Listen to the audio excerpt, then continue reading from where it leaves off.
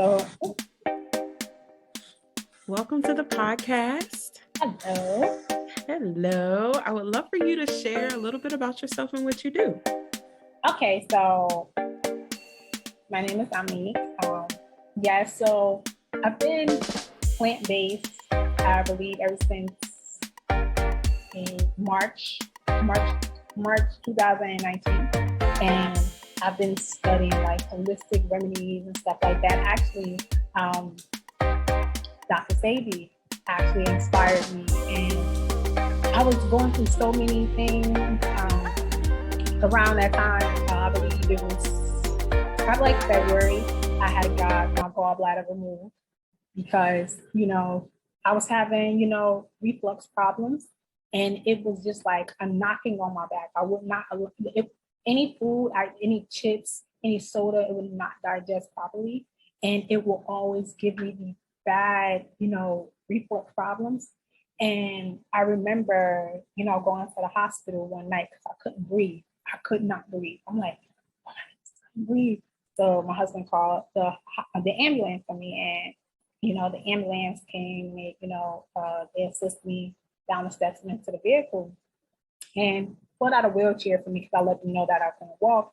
And the guy was asking me like, "So can you tell me your symptoms?" I'm like, "Well, I was eating food, and I was telling him I was eating like French fries and chicken, trying to gain weight and stuff." He was like, "Sounds to me that you have like a gastric problem." He was like, "But I'm not sure, but you can talk to your doctor. He'll probably say." And I remember them giving me the ultrasound and seeing, they said it was like a football field inside of my my gallbladder. So the only other thing they said they can do was take it out. There was no other thing they could do. They said they couldn't flush it out. They have to take it out. So the doctor was like, "Well, we have to, he was like, if you wait later, we have to cut you right under your your left breast." And I was like, "Nah, I'd rather do this now. I'd rather take this out now." And right after that, I just was like, I need to eat healthy. Like that was I was like, listen, I remember listening to Dr. Sebi, and when he said this, he was like, "You were not born to be cutting open, because if you was, you would have been born with a zipper." And when he said that to me, I said, "Whoa, I gotta clean up my eating habits." I was like, you know what? So after that, I just started studying holistic remedies and everything like that.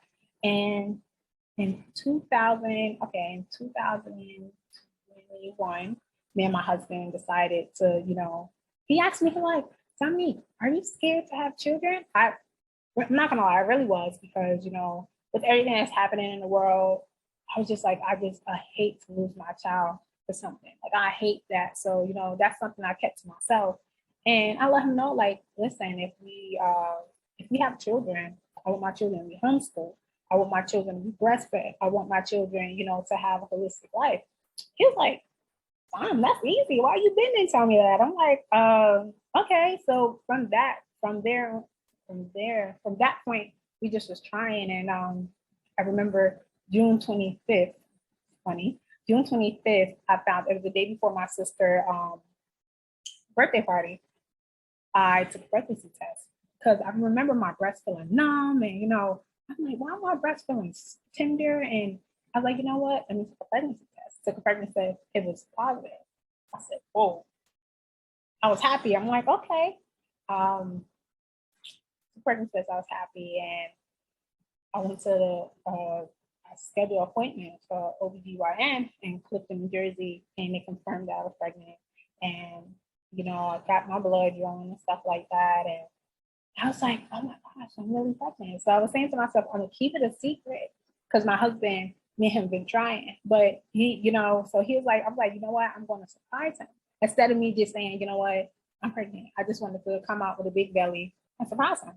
So, I'm going through my pregnancy. I documented everything, and I'm going through my pregnancy. And I remember, oh my goodness, August 25th, August 20, what? 28th or 29th, my sister passed away due to gun violence, and God rest her soul. And that took everything from me. I'm like, "Oh my gosh, you know what? Now I got to tell my family. I got to tell my husband." I remember telling my husband, like, when I'm pregnant. Like I let him know I was like 13 weeks pregnant at the time. And he was like, hey, Dominique, you've been pregnant all this time? I'm like, yeah. So from right then on, I let him know, what I want to do. I want to have a doula, I want to have a home birth. So he was on board and everything like that. We reached out to a lady in his Facebook group called, Black on New Jersey, reached out, let people know I'm looking for a doula. Reached out, I fell in love with this one lady, and I was like, you know what? I'm going with her. I let her know, I'm 13 weeks pregnant. I want a doula. She was like, okay, I'm a herbalist. We was both on the same page, so she knew what I wanted. I knew what she wanted, so we always communicated like that. What happened? So we just was like in contact and everything like that from me letting her know from there through my whole pregnancy. So she let me know what I'm supposed to be expected. She let me know everything. I had an app as well. It's called What to Expect during, my pregnancy time. And my pregnancy was a breeze. I didn't have nothing. My placenta stayed intact. My mucus plug was intact. Everything was okay. Like my baby was okay. Everything was fine. I decided after my sister's passing, I decided just to do an unassisted birth. It's like without no medical professions. So I did that, and my doula was like, that's fine. So she was with me. If anything, I always ask her questions like, what if something erupt? My placenta erupts, she's like, then we have to go to the hospital. You know what? We're not gonna, if you have to have your baby in the hospital, Dominique, I'm okay with that, but I'm gonna be your support system. I'm not gonna tell them, I'm gonna let them know what you want and how you want it. We're still gonna have that baby, and we're gonna have a healthy baby. She's a Black woman. She was very, oh my gosh, she was very informative. So she was very on top of me and making sure I knew what I wanted. So March 1st, I gave birth to a beautiful baby girl named, oh my gosh, Divinity, oh my God. Divinity Nubian Reed. She was 5 pounds, 5 ounces.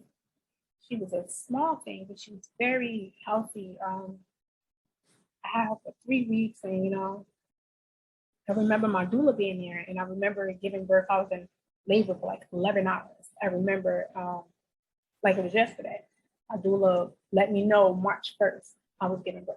She was like, listen, I know your doctor said March 6th, but your baby come when she's ready. So March 1st, I gave birth. It was 11 hours, and I had a birthing pool with the birthing lining.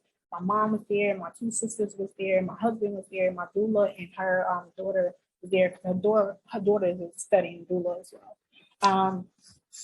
So I gave birth at 2:43 p.m. on a Monday, and I remember my husband caught the baby, and I remember just holding her like, I'm happy. This is 6 months after my sister passed away. So everything was just like aligning. And I'm like, oh my goodness, like, this really happened to me. This is really happening. The first day I gave birth, I'm not gonna lie, I was exhausted because I only had an hour of sleep. Because the night before going in that Sunday, I believe I was just up.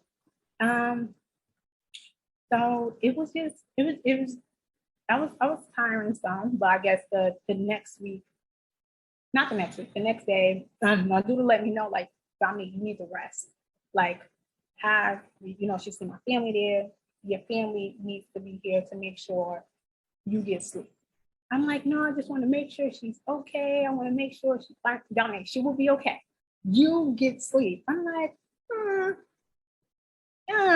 me want to be, the strong Black woman. Now I want to make sure my baby okay. So, throughout my very first week of having her, my doula let me know that she's going to lose, water weight.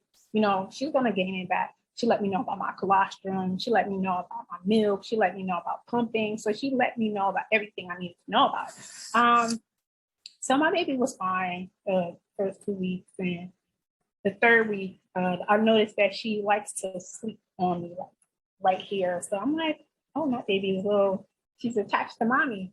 And I remember Thursday, the 24th of March, going into the 25th. My the 24th of March, I think it was going into the 25th. And I noticed she started to cough, but it was like, to me, it was alarming. It was like a bird cough. It was something I didn't hear of before. So my husband had the baby at the time. He just came home from work, and I'm like, she just got out there. I'm like, we just got out the shower. We showered everything, and let me see her. And then she didn't make the cough again. Then I'm like, okay, maybe I'm hearing stuff. So she did it again. I'm like, no way. So then he's like, Dom, chill out. Be relax. She'll be fine. So I'm like, no. So I had my doula on speed dial. I was like, hey, the baby is making some type of weird noise. I don't know, like I'm panicking. I'm like, I don't know, I just want to make sure she's okay. She was like, I had her on FaceTime. So she said, okay, so let me hear her. So my baby started to talk like, nah, nah, nah, nah. She was like, well, that to me, that makes she sound like she's talking. I said, I don't know. It's something in me just didn't feel right. So I'm like, I was like, I don't know. I still didn't feel okay. So I'm like, I was telling my husband like, Dom, she is fine. My doula was like, Dominique, listen, if you want to take her to the hospital, you can. Just go to this hospital called Overlook in Summit, New Jersey. I knew of the hospital because I'm a transportation driver, so I go to the hospital all the time. So I'm like, okay. My daughter, she started to smile at me and her dad. So I'm like, all right, so she's smiling. She's fine. Like, she's fine. Like, she's okay. So me as a mom, I'm like, you know what? I really don't like hospitals, but I'm doing it for her. I'm doing it for her. So I put some of my sweatpants, had my hair up in a scarf, and I had, my husband, went downstairs to pull my guitar and bring it to the front. So I remember getting in a car and had her swaddled over her. I'm looking at her and I'm talking to her and I'm saying her name. She's looking at me. She's looking at me. She's looking up to me. I remember the drive to the hospital. We was playing music and she was just looking at me. Like, she was looking at me. She was okay. Her eyes was wide open. I always, every time like the 3 weeks I had her, I always make sure her blood pressure was okay. I always make sure she was breathing right. I always make sure everything. I was on top of everything. So we drive her to the hospital. We get to the hospital. And when we get to the hospital, we get checked in by the triage. I let them know, like, I have a 2-week-old baby. She's having, birth cough. She was like burping, coughing. I said she didn't eat within probably like in the last hour or so. So they send me in the back. They explain to admissions what happened, and they put me in a room 7 once we get to Overlook Hospital in Summit, New Jersey. Put me in room 7. The admissions lady come in and she asked me for her social security. I was like, well, right now, I was doing a live birth. It was like a paper live birth. So I told her I just have my ID. So she took my information and she gave me my daughter's name, her birthday on a wristband. She put it on me. And another young lady came in and was like, oh, I'm going to just weigh your baby. So I said, okay. So she was like, the way is out across the hall from where we were. So I was like, okay. So we went down. I said, do you need me to take my swaddles off? She was like, no, she's fine. So after I put my baby down, she started to cry.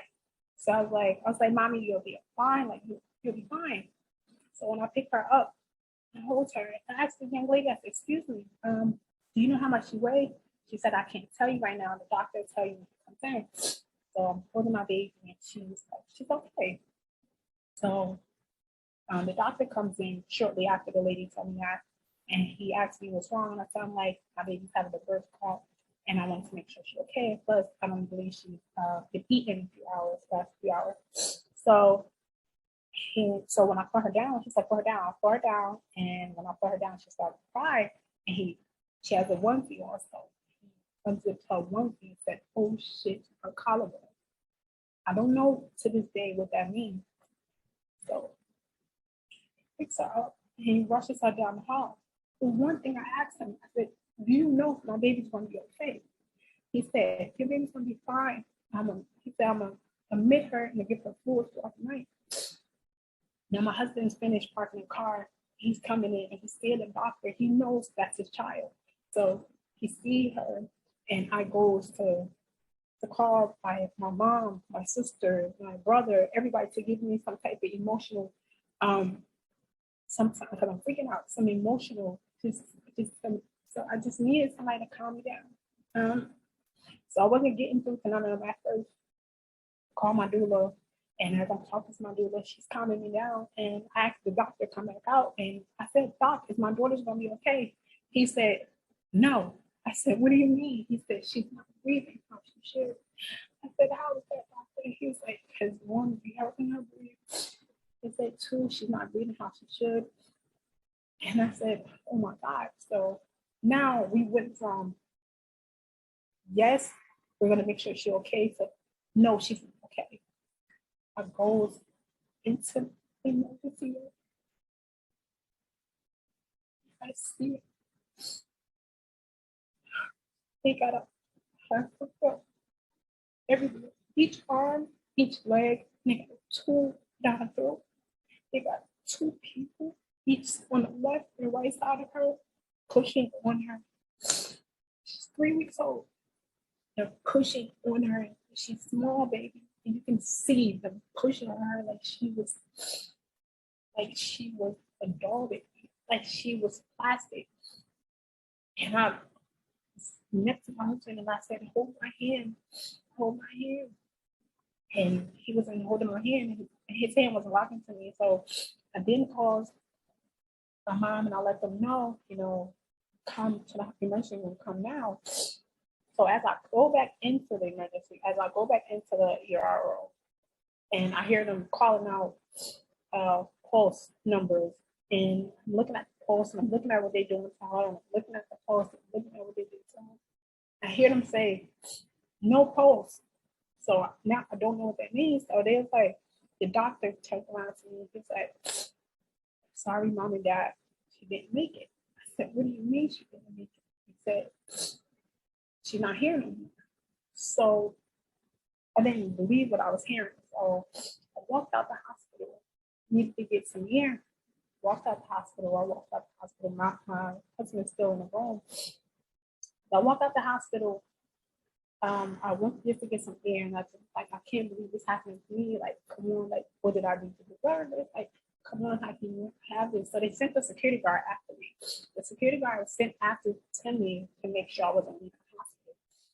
So he's like, excuse me, miss, mom, you gotta come back in the hospital. The doctor will speak to you. So I'm like, okay, maybe it's a turnaround. Just for a second, I wanted something to turn around in my favor. And when I went back in the hospital, I went back to the ER room, and the doctor was like, Mom, did you hear what I said? I said, yeah. He was like, she passed. I said, well, how did she pass? She was like, because I was like, well, what's wrong with her? She was like, she was sick. I'm like, sick like how? He said, sick like the way you brought her in here to me. I said, excuse me? He said, you did this. So he left me and he stormed away. Like, he brushed past me and he, went away. And so now I'm not holding my baby at this time. I'm talking to the people. I'm like, well, do you know what happened? Do you know what happened? None of the nurses can tell you what happened. The only thing they said was like, oh, I'm like, well, I was like, well, what happened to my child? She was like, oh, we was trying to bring her back to life. I'm like, bring her back to life? Like how? Like she wasn't deceased. So in that moment, I'm like, he was like, the nurse manager, he said, we gave her double amount of fluids that she was supposed to have. And he's like, we was trying to do all that we was, all we did, all we can to, bring her back to life. So I'm thinking to myself, like, y'all keep saying bring her back to life, like she was already, deceased. So my family finally called me to the hospital, and I'm like, oh my gosh, like, I text my doula, she passed away. My doula was like, what? My doula didn't even write back to me. She was like, I can't believe this. So my mom's there. While I was in the back, my mom, when she walked inside the hospital, she seen that all the staff was asleep. So she seen how all the staff was asleep. And so she was like, well, I'm gonna see what's going on. Let me see if I can go further or whatever like that. So one lady was coming out and she was like, oh, you're here for, Dominique Simmons? And she was like, yeah. So she was like, well, it's a grieving room right here. So put my mom in the grieving room. So another lady came in and was like, oh, what you here for? You're not supposed to be back here. She's like, well, my daughter. She's like, nope, you got to get out of here. And you got to go back into the waiting room. So my mom and my sister left them out the grieving room and went right back. Here's where everything starts to change. Right then and there, they had it in their mind that me and my husband was at fault. Like it was some foul play between me and my husband. It was not them. They was trying to do in their head. They was trying to undo what we already did. So this one things can take a real weird turn. So, my mom and my family consoling me. I got my big sister and her husband there. I got my mom and my little sister. They're trying to make sense of what happened. I'm at the time not holding my child because I'm like, that's not the little girl I wanted. My husband was holding her. So he's sitting there and he's like, he can't believe it. He says to me like, Dom, what are we going to do? I said, I don't know. So, everybody from that point on is in my face gossiping about what happened. Like this was in my face. This wasn't some choker down. This was, I'm right here. I'm a grieving mom, and this just happened to me. It's two people in the corner telling each other what happened right in front of me, not even giving me any type of thing. So while I was seeing them do this, operating on my daughter, which I believe it was just inhumane. The lady, she stops out of nowhere. She's like, do you want me to call the reverend? I'm like, lady, you only call the reverend when someone's child's already passed. You don't, she was like so ecstatic. She's like, do you want me to call the reverend? I'm like, not this. It's like, to me, I felt like it was a time and place for that. And I just felt like right then and there, it wasn't the time nor place. So I'm going back and forth, in and out the waiting room and to where my daughter was and my husband was, I'm trying to get some ground. I'm trying to have somebody understand. I'm dropping to my knees. I'm trying to understand what's happening. The hospital had it in their mind. So listen, we have to lock these two up, which me and my husband, and we have to get their family to go. So my sisters and them was my sister's, her husband, and was waiting for me at the time. My mom, she couldn't take us, so she had to leave. And they were being targeted by the security guards. Well, the security guard was like, you guys, you can't wait here anymore. And my sister, her husband, like, why? We waiting for my sister, we're her emotional support. She's like, well, and she's like, y'all have a grieving room for us, but y'all not letting us sit in the grieving room. Y'all letting us be in the public with the rest. That's why y'all have grieving rooms. So sure, we can't let y'all back there. We can't let y'all back there. And so my sister's like, why? She's like, they were telling my sister this was private property. And my sister's like, this can't be private property if, the doors are open and this is a public space. It's an emergency room. Like, so they're arguing with my sister back and forth. And now I'm back into the room with my child and my husband. So I'm holding my daughter and I says to the doctor, I'm speaking to my daughter. I will not lie to you. I'm speaking to my daughter. I'm like, I remember when, I remember every kick you gave me. I'm telling her memories and I'm kissing her.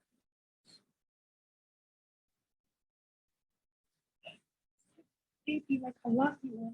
As my tears drop on her, I hear her cooing. I hear, I said, wait.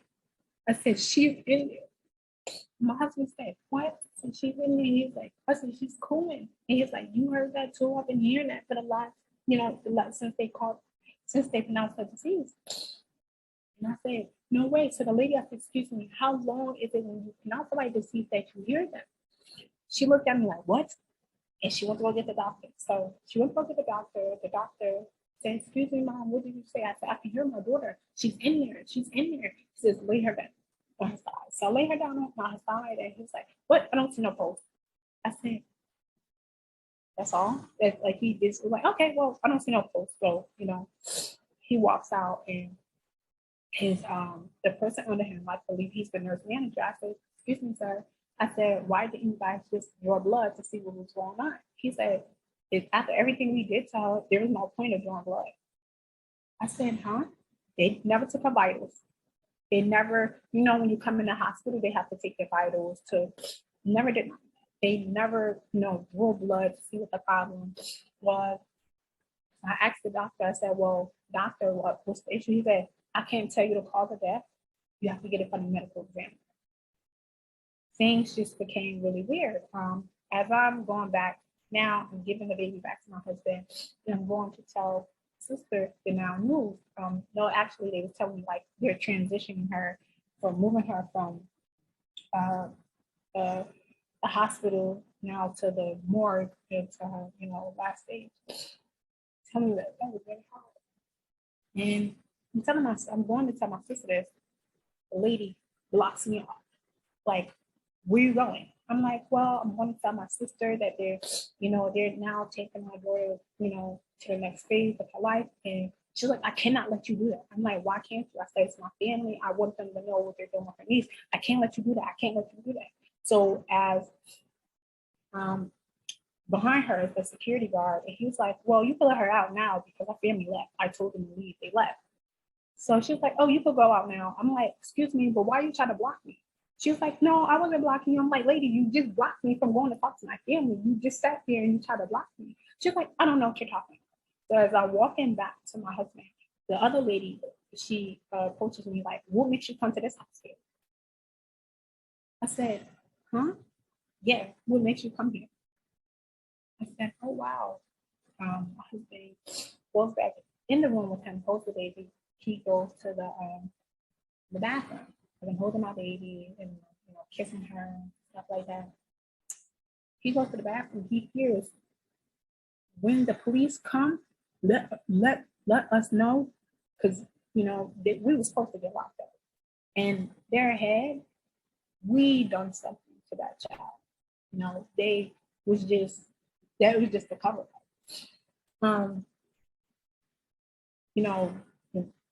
What happened in the hospital, it was so much. The admission lady told my mom, she was like, oh yeah, you talking about your daughter that came in here with her baby. She had a jean jacket over her baby. It was raining outside. So I took, as any mother would, you want to protect your child. So I took my jean jacket off and covered my baby. I'm not about to let my baby get wet. So she had that, and she was like, oh yeah, she brought her daughter in here already this season. So yeah, they had already a motive of what happened in their heads, what happened to my child. What was it? Now we spoke with DC PMP. They asked me questions. They really don't want to be there, and they asked me like, oh, what you do? Oh, how long she was here? She had milk or formula, or was it home birth? Did you have help? And it was like a question that it's like no one in the hospital treated me like I was human. No one. DC PMP didn't care. The nurses, the hospital, no one cared for my existence. No one cared for my child. No one cared for my husband. No one cared for my family. So it just felt so unreal. It felt like I was living through someone else's pain. And as we speak to the medical examiner, my address that's on my license was my mom's address. I don't live there. I was living at somewhere else. He pulls up to my mom's house. My mom, she don't live here. She gives him my correct address. He comes with a police officer. He said it's just what he has to do. 4 more police officers pull up. And you can hear them just like, yeah, I'm here I'm here at 275 Prospect Street. Yeah, a child had expired in the hospital, and a lady comes to me while I'm talking to the medical examiner. He asks me how I held my baby, and I tell him how I'm holding my baby. She comes in, yeah, we heard that your baby expired in the hospital. We want to know what happened. Okay, so I'm telling them what happened. I'm out of my mind. This is the same day that it happened, but it's like 7, 9 o'clock. This is like 9 o'clock in the morning. No one at all. I'm getting questioned from the medical examiner, from the police, from the district attorney. everybody was acting in here. It's like, she was like, oh, so what happened? So, we get a call here. So my husband, like, why are all these people in my house? He's like, we lost someone and no one is treating us like we're human. He's treating us like as if this was our fault and we should have knew better and we were the criminals. From that moment, I felt like I did something wrong. I said, you know what? It's my fault. They said it's my fault. It's my fault. It has to be my fault. All these people saved me. It's my fault. No one since that day, they were like, okay, so now that we got a statement from you and your, now that we got a statement from you and your husband, can you come down to the station and get a, we was like, no, because what if you try to lock us up over something that we didn't do? I let the medical examiner know what herbs I was taking. I let him know, my doula information. She was okay to give him information. And I was showing you there's nothing I had nothing to hide. I was very honest about everything. I let my doula let you know everything. They let me know that the medical examiner, it would have took like 1 to 2 months for a couple 3 to 6 weeks, 2 to 6 weeks for the autopsy. It went from 2 to 6 weeks, from 3 months. From 3 months, here I am. What is like 9 months now? I still haven't received anything. This little girl was 3 weeks old. They told my son, they said that they have to do a deep investigation for the toxicology, which is understandable.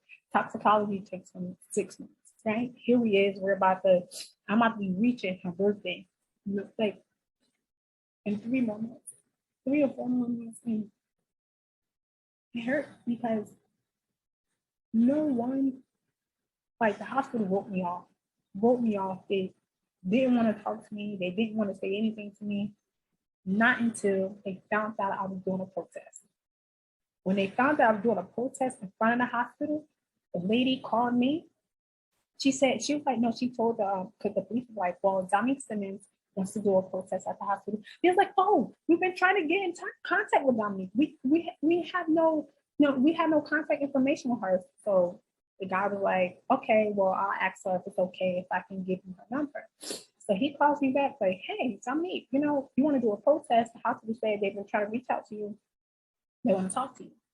Okay, I go to speak with the lady. The lady she was trying to do was coerce me out of doing a protest because they don't want that type of negativity. They don't want people to know that happened at the hospital, because then it will bring people into question about what really happened. So she had a woman of color there, and a woman of color there was just deflecting. Oh yeah, Dominique, don't worry. My mother, when my mother passed away, I wish it was something I could have did because, I work in a hospital and she was dying from some type of health hazard or health. And she was like, yeah, but I'm thinking to her, this is about me. And you turning it and making it about you.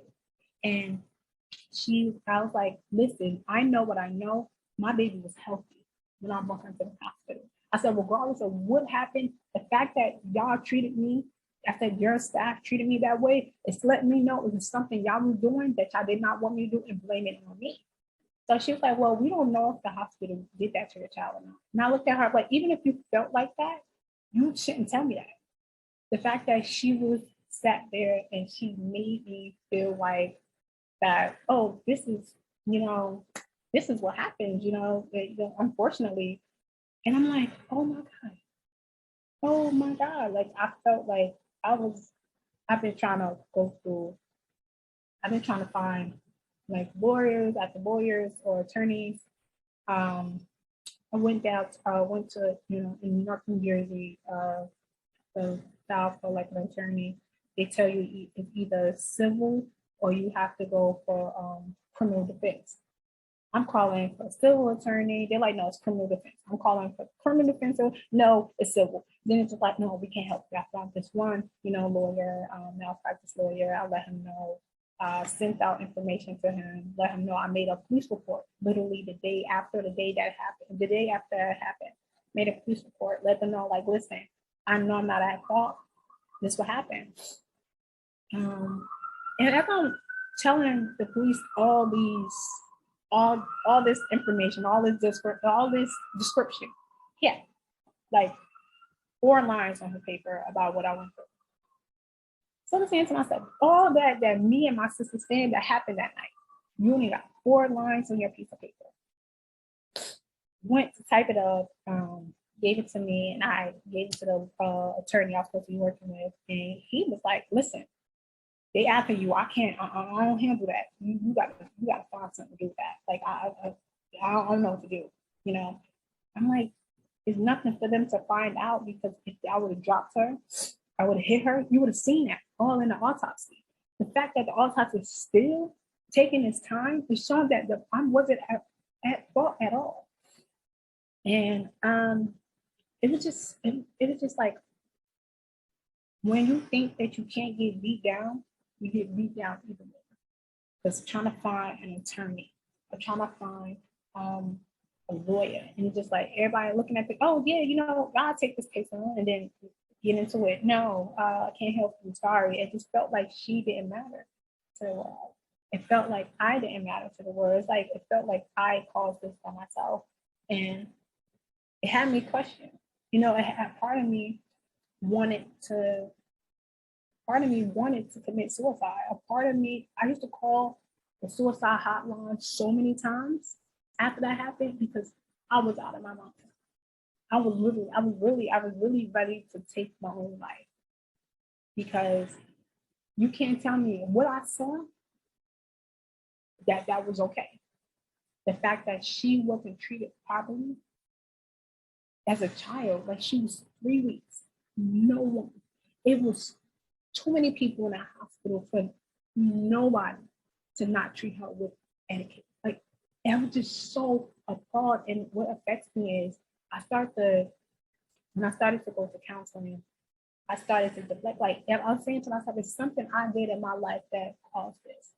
I'm a good person. I'm a transportation provider, and I'm a caregiver, and I give love. So I said to myself, I just started to go down my path. I was like, listen, I was in counseling, like, listen, I love this person. I love that person. I make sure this person get home safe. I listen to all my clients love me. They cry with me. And I just was like, well, if I'm this good of a person, why the heck this happened to me? Like, it wasn't adding up. Like, the love I give out to the world, I wasn't getting. Like, the hate I was receiving didn't match up. I was just like, and I remember feeling, I don't know why, I remember seeing her right there. I remember feeling like Emmett Till mom. I remember feeling like, oh my goodness, Trayvon Martin mother, when I heard her speak. I remember all these mothers that lost their children. I remember just feeling that, like, oh my God. I just started to get overwhelmed with thoughts. I just wanted to hide and get away. I wanted to act like it didn't happen. And I was like, I try to get away from it didn't happen and try to ignore the fact that it's like my stomach would not allow me to not feel the pain. It would not allow me to forget her.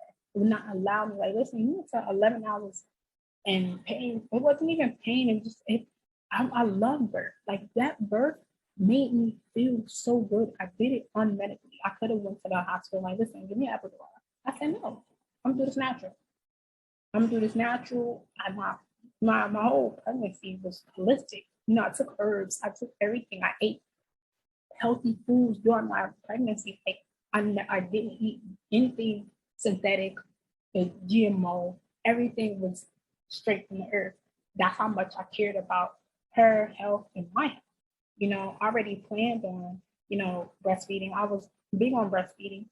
I was big on homeschooling. I was off in the time of when I was carrying her, I was learning conscious parenting about how to deal with toddlers. I was in the perfect motherhood stage. Like, I was learning everything I needed to learn about. I was connecting with moms on, Facebook, Instagram, about how to have your baby latch onto you, and what foods to get, what age to start giving them solid food. And I felt like it was funny. like, I couldn't believe that I actually went through pregnancy. And I was like, yo, you did this. Like, you literally did this without nothing. Like, it was just, it like I wouldn't take the pain that I went through giving birth back for nothing, because I looked at her every day and said, like, yo, you really came out of me. Like, you really came out of me. I was so happy to meet a human being that was being formed inside of me, like every kick, every movement, every, you know, I was one of the mothers that said I didn't mind getting pregnant. I didn't mind. Like I liked the way how I felt. I liked the way how I knew. I liked the way how my belly was getting big. Nothing in me said, get this baby out. I was so happy throughout my whole pregnancy. Like I was just like, I'm a mom.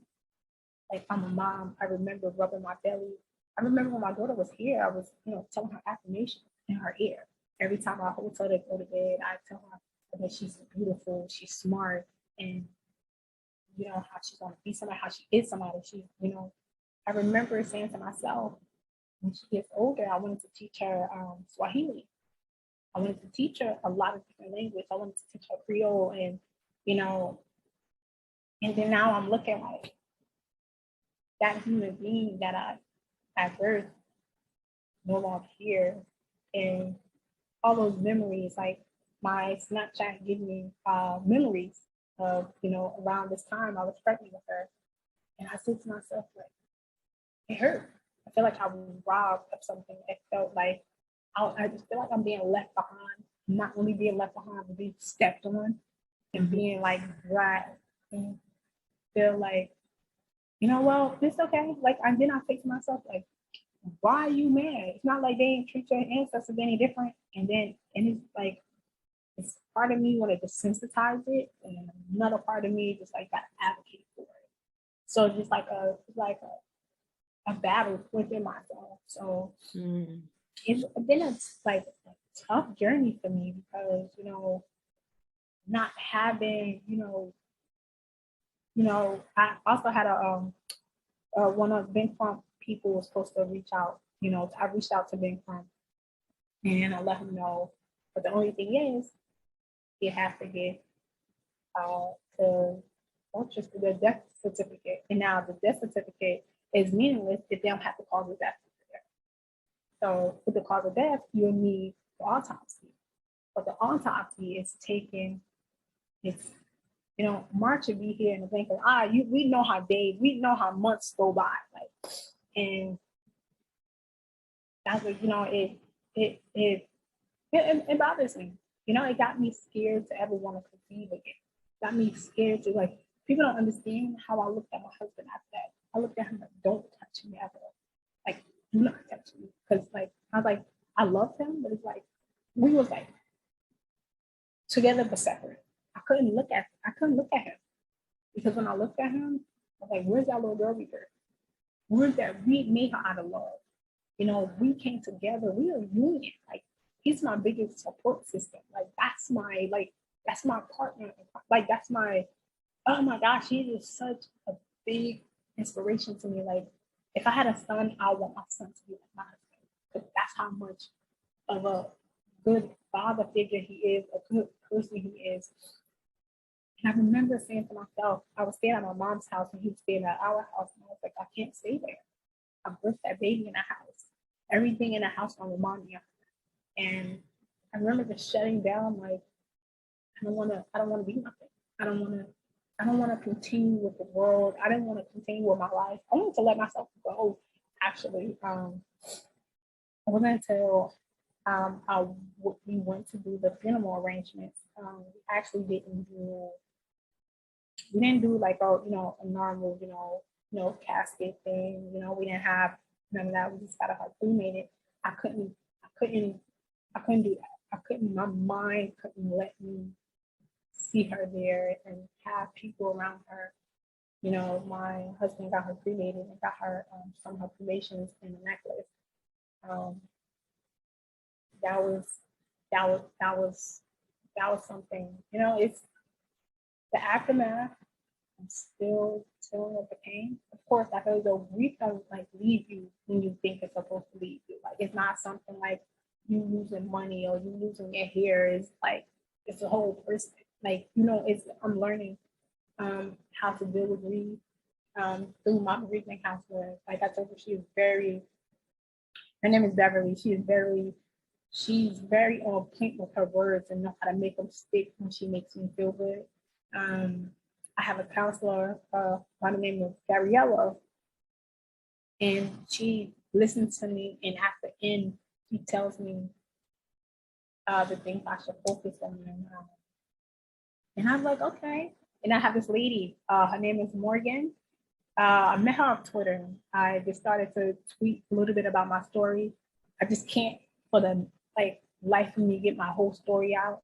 Because a part of me is just like, I'm not gonna lie, I'm afraid for somebody to question who I am as a mother. Like, what do you do? Like, I'm afraid. I'm not gonna. A lot of things I've never been as. I'm 30 years old. I've never been afraid of anything in my life. But to have somebody question my motherhood, I'm just like, I just can't do it. So, this lady, I met her on Twitter.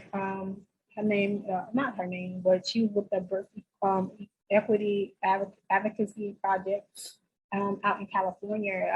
She actually wrote my story up for me, and she actually shared my story, and she was like, she cried when she heard my story, and I told her like people like that, like I need people like that, I like literally in a hospital, no one treated me like I was equal.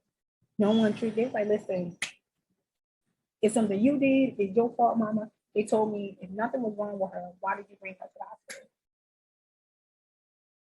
And it's like, I've been trying to reach out to people to get the story out there. I'm like, listen, y'all, we need some. I even reached out to ABC News, I believe, or Channel 7 News.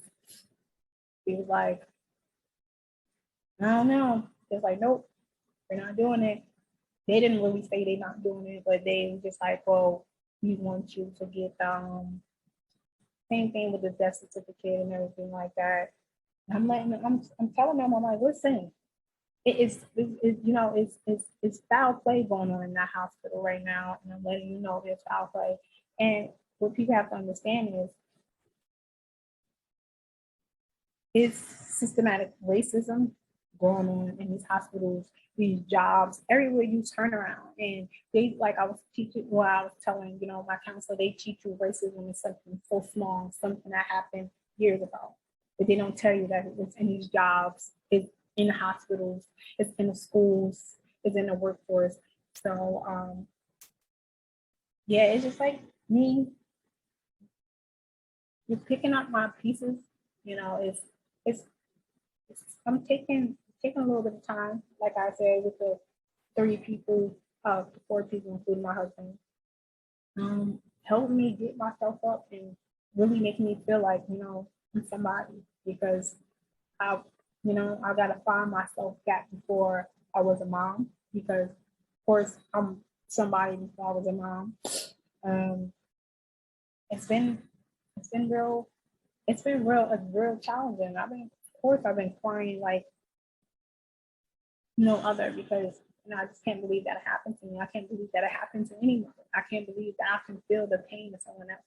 I can't believe that, when I tell my story back to somebody, it's like, that's not how it should happen. I'm like, you really believe that?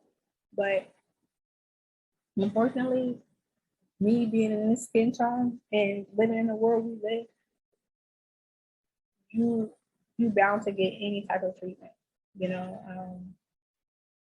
just wasn't okay. And I'm trying to work through my traumas.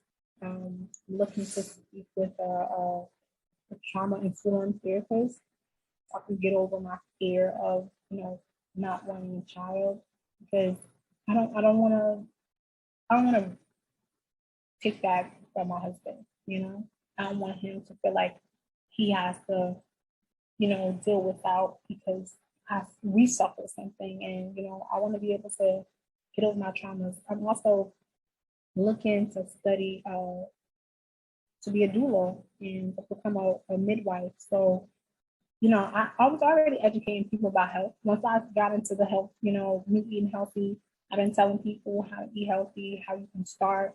So me right now, I'm looking into becoming a doula, from a doula to become a midwife, and from that to be study herbalism.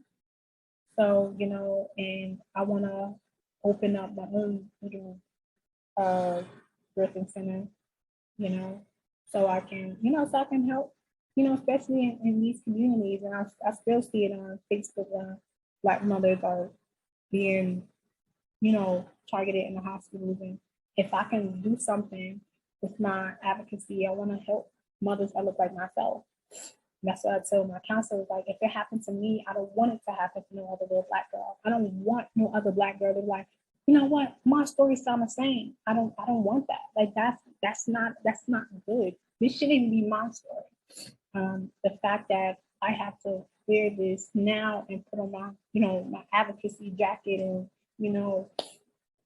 tell the world, like, listen, this still happens to me. This still happens to us.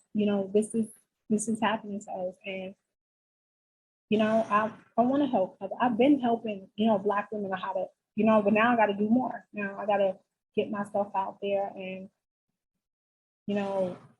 say, listen, this cannot happen no more. Me wanting to become a doula and, a midwife can go a long way, because then I have a drive why I do that. And they're like, oh, what's your reason behind it? Listen, I lost a child too, and I just want to just be a pillar to, Black women. I don't want them to ever have to go through. I know it's going to happen, but if I can put on my roots and help decrease the killings of the Black women and the babies, I want to do that.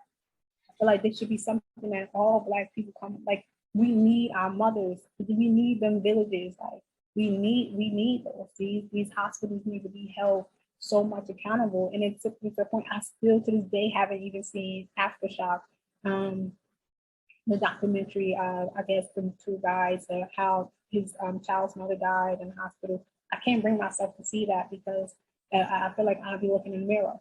And even though I'm a documentary person, just not right now, because I have a lot to get off my, just not right now. So right now I'm just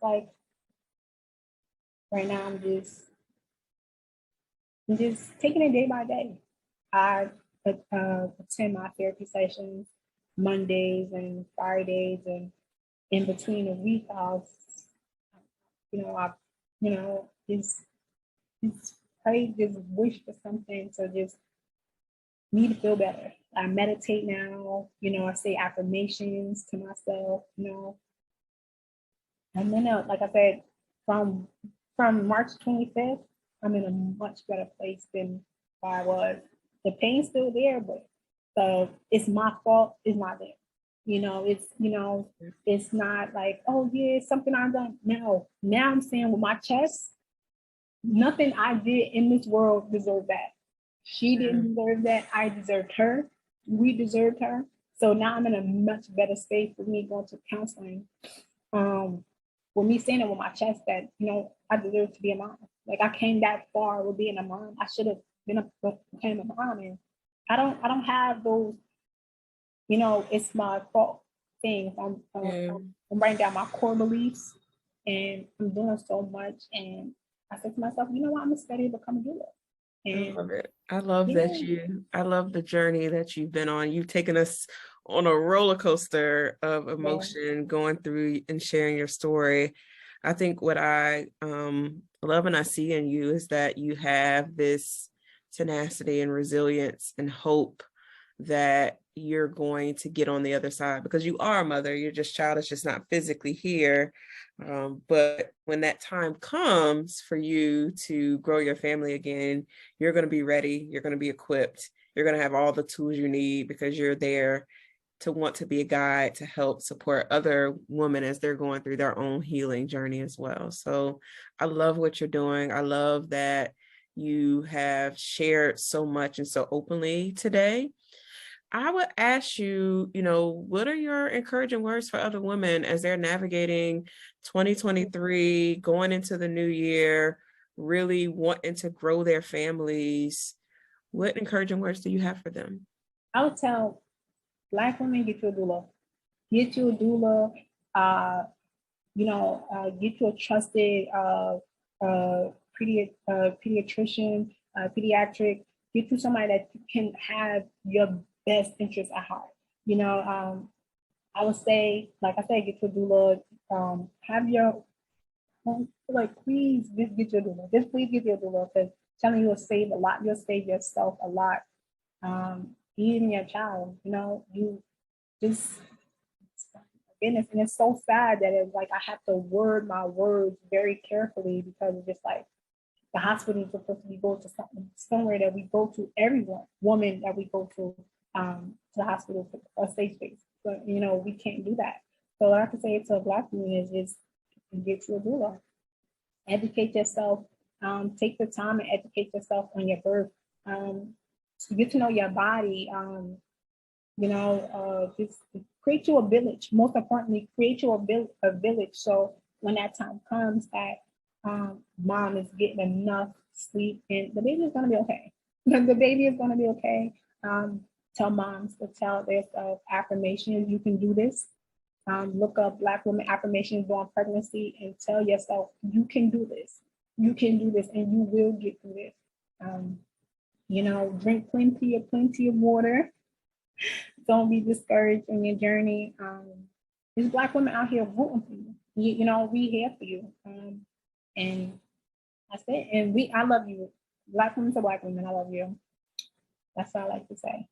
Love it. Love it. So where can we connect with you after this episode? Oh my goodness. Okay, so Facebook. I'm not really on Instagram because I don't take pictures. I used to be a model, but I don't know. Okay, so Facebook, my name is Dominique Simmons. I still advocate about health and stuff like that on Facebook. It's Dominique, DOMINIQUE, Simmons, SIMMONS. And Twitter, I'm on Twitter like crazy. I just downloaded Twitter. You can't tell me nothing now. Twitter, you can find me at Devious is DIVUS_V_V. So yeah. So that's where you can find me. Yes. So thank you so much for sharing on this episode. It's been such a pleasure to hear your story and all the things that you are going to do. So thank you so much again. You're welcome. Thank you for having me. All right, we got you.